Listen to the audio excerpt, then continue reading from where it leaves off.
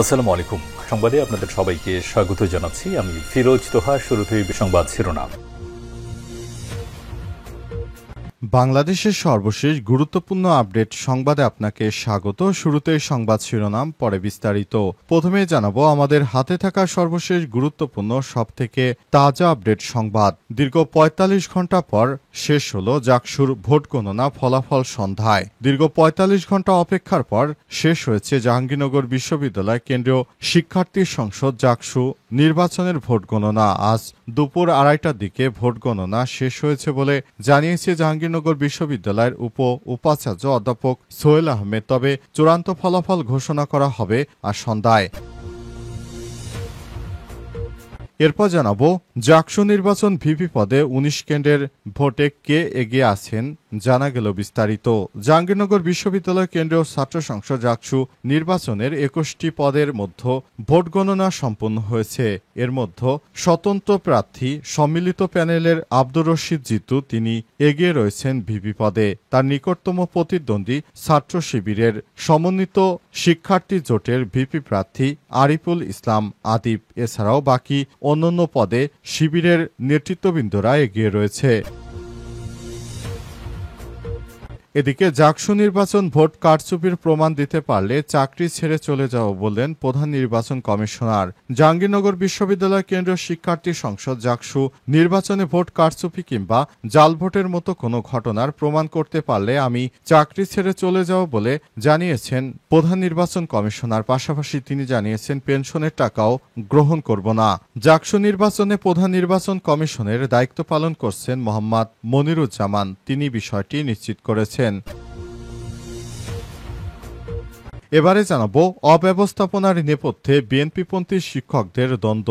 জাকসু নির্বাচনে দলবাজের শিক্ষকদের কারণেই জাকসু নির্বাচনে বিশৃঙ্খলার সৃষ্টি হয়েছে। বিএনপির দলবাজ শিক্ষকরা মূলত জাকসু নির্বাচনে ঝামেলা পাকিয়েছে বলে অভিযোগ করেছে শিক্ষার্থীরা।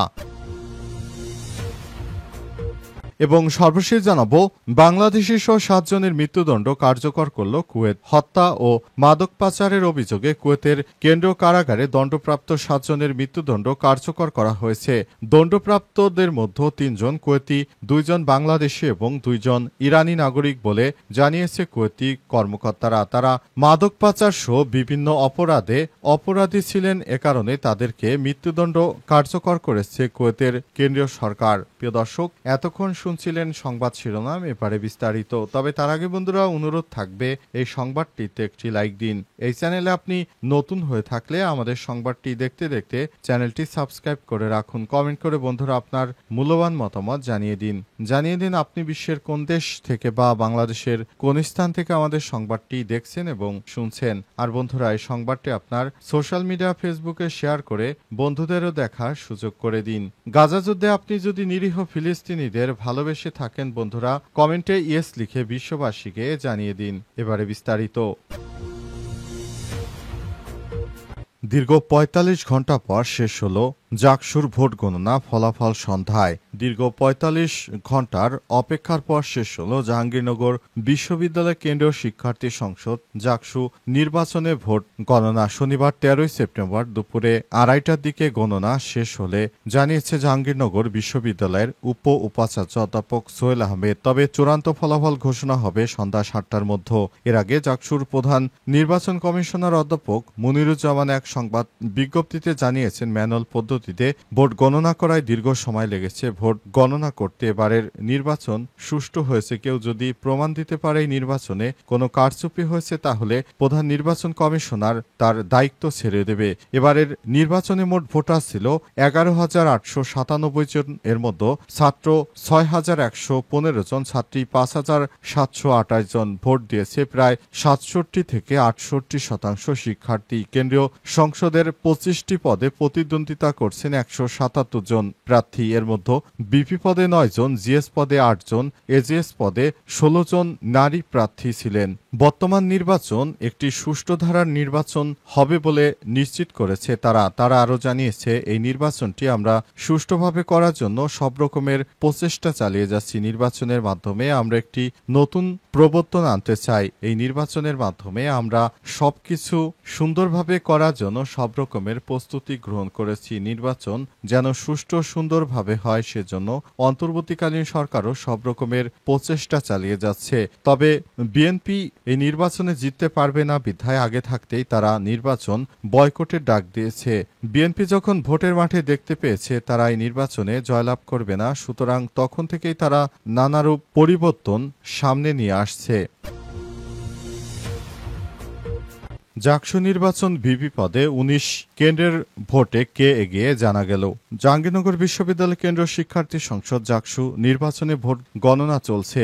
আজ দুপুরে 21টি কেন্দ্রের ভোট গণনায় সম্পন্ন হয়েছে। তে সহসভাপতি ভিপি পদে এগিয়ে রয়েছেন স্বতন্ত্র শিক্ষার্থী সম্মিলিত প্যানেলের আব্দুর রশিদ জিতু এবং তার নিকটতম প্রতিদ্বন্দ্বী ছাত্র শিবিরের আরিফুল ইসলাম আদিব। সম্প্রতি শিক্ষার্থী জোটের ভিপি প্রার্থী আরিফুল ইসলাম আদিব 800 ভোট জিতুর থেকে কম পেয়েছে বলে একটি সূত্র থেকে জানা গেছে। তবে বিষয়টি এখনো নিশ্চিত করা যায়নি, কারণ ঘোষণার পরই বিষয়টি শিওর হওয়া যাবে। এদিকে একচ্ছত্র আধিপত্য নিয়ে গিয়ে আছেন শিবির সমর্থিত প্যানেলের সাধারণ সম্পাদক জিএস পদে মাজহারুল ইসলাম, এছাড়াও সহসাধারণ সম্পাদক এজিএস পদে নারী এবং এজিএস পুরুষ পদে এগিয়ে আছেন শিবিরের সমর্থিত প্যানেলের আয়শা সিদ্দিকা মেঘলা এবং ফেরদৌস হাসান।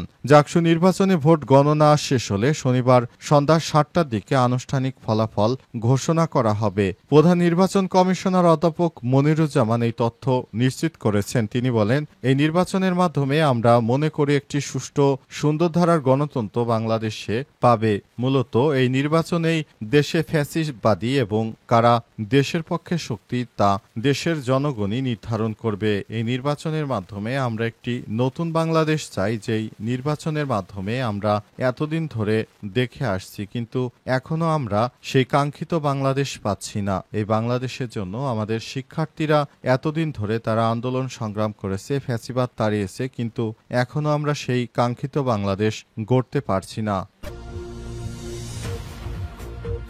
জাকসু নির্বাচন ভোট কারচুপির প্রমাণ দিতে পারলে চাকরি ছেড়ে চলে যাব বললেন প্রধান নির্বাচন কমিশনার।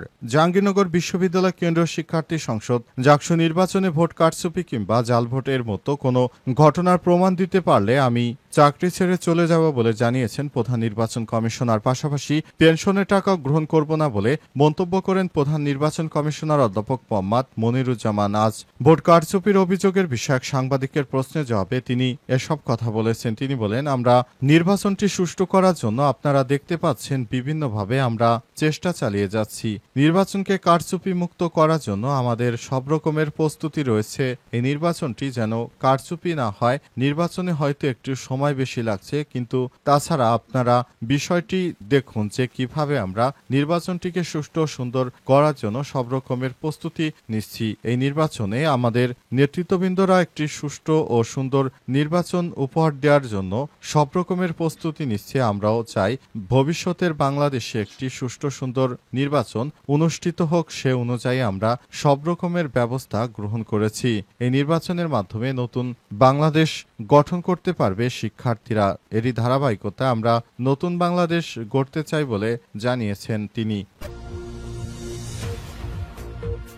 বাংলাদেশি সহ 7 জনের মৃত্যুদণ্ড কার্যকর করল কুয়েত। হত্যা মাদক পাচারের অভিযোগে কুয়েতের কেন্দ্রীয় কারাগারে দণ্ডপ্রাপ্ত 7 জনের মৃত্যুদণ্ড কার্যকর করা হয়েছে। দণ্ডপ্রাপ্তদের মধ্যে 3 জন কুয়েতি, 2 জন বাংলাদেশি, 2 জন ইরানের নাগরিক। আজ আল জাজিরা এবং সংযুক্ত আরব আমিরাতের পত্রিকা বিষয়টি নিশ্চিত করেছে। আল স দৈনিক বরাত দিয়ে আরব টাইমস জানিয়েছে, কুয়েতের কেন্দ্রীয় কারাগারে এই মৃত্যুদণ্ড কার্যকর করা হয়। প্রতিবেদনে বলা হয়, ফাঁসিতে ঝুলানোর মধ্যে কুয়েতি নাগরিক আব্দুল আজিজ আল জাতারি ও আহমেদ আল জালালের হত্যাকারীরাও ছিলেন। এছাড়াও 2 ইরানি নাগরিককে মাদক পাচারের অপরাধে মৃত্যুদণ্ড দেওয়া হয়েছে। এছাড়াও একটি মামলায় আত্মীয়ের পক্ষ থেকে প্রায় 2 মিলিয়ন কুয়েতি দিনার ব্লাড মানি সংগ্রহের চেষ্টা হলেও সময়মতো তা পরিশোধ করা সম্ভব হয়নি। ফলে সাজাপ্রাপ্ত আসামির মৃত্যুদণ্ড কার্যকর করা হয়েছে। প্রতিবেদনে বলা হয়, মৃত্যুদণ্ড কার্যকরের আগে সমস্ত আইনকানুন রিভিউ এবং আপিল প্রক্রিয়া সম্পন্ন করা হয়েছে। তবে এক আসামির মৃত্যুদণ্ড কার্যকর হওয়ার কথা থাকলেও ভিকটিমের পরিবার ক্ষমার ভিত্তিতে তা স্থগিত করা হয়েছে। নতুন আইনি প্রক্রিয়া সম্পন্ন না হওয়া পর্যন্ত তার দণ্ড কার্যকর হবে না। পারিবারিক প্যারডন পাওয়া ওই আসামির নাম বা পরিচয় প্রকাশ করেনি কুয়েতি কর্তৃপক্ষ। তাদের নাম পরিচয় প্রকাশ করা হয়নি। তাদেরকে যেভাবে শাস্তি দেওয়ার প্রয়োজন ছিল সেভাবে শাস্তি দিয়েছে কুয়েতি কর্তৃপক্ষ। ভবিষ্যতে কেউ যেন এই ধরনের কোনো অপরাধ এর কাছে যুক্ত না হয়, তাই কুয়েতের সরকারের পক্ষ থেকে আবারও সতর্কবার্তা দেওয়া হয়েছে।